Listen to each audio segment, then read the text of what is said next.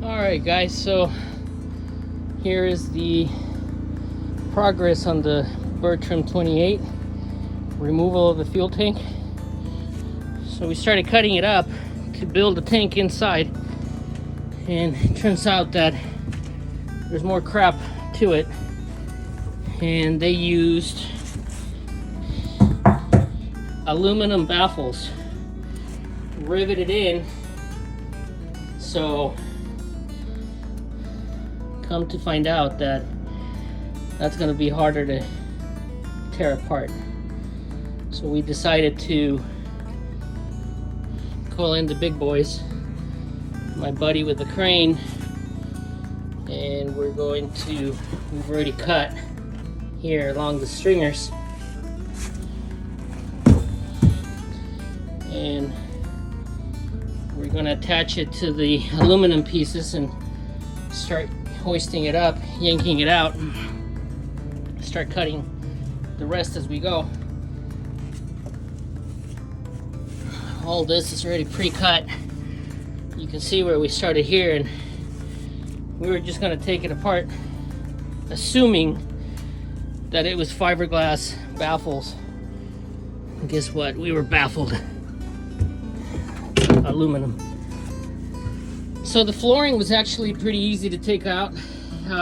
It seems like it was just 4200 in silicone or whatever, but really clean.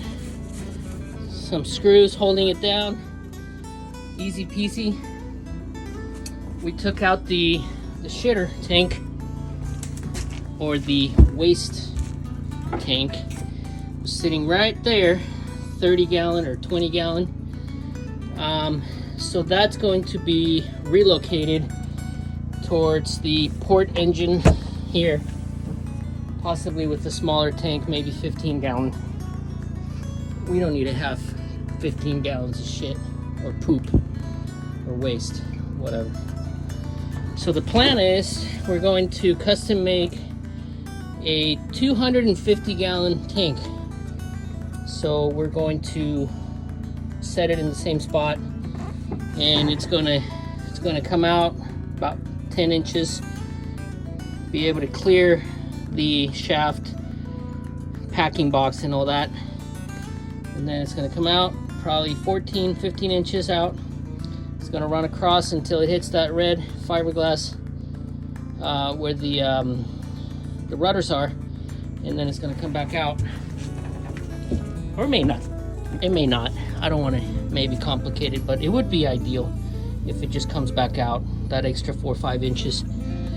You'd be surprised, that extra 4 or 5 inches over a 20-inch area gives me about 16 gallons of fuel.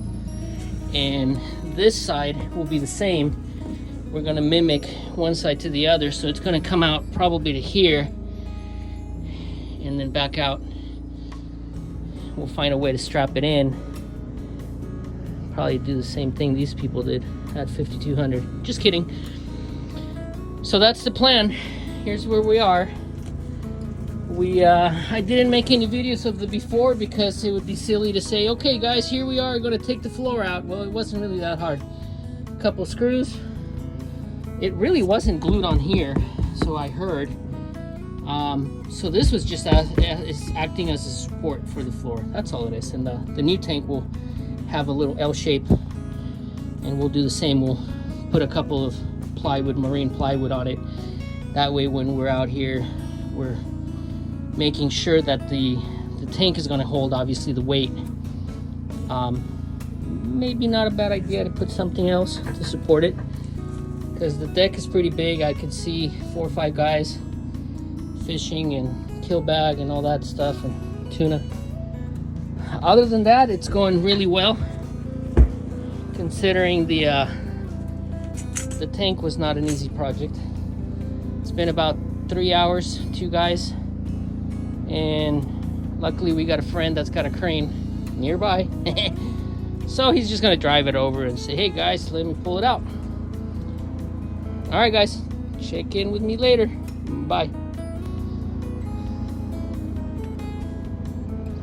So we're ready to take the tank out, and good thing we got some friends in the in the industry, right?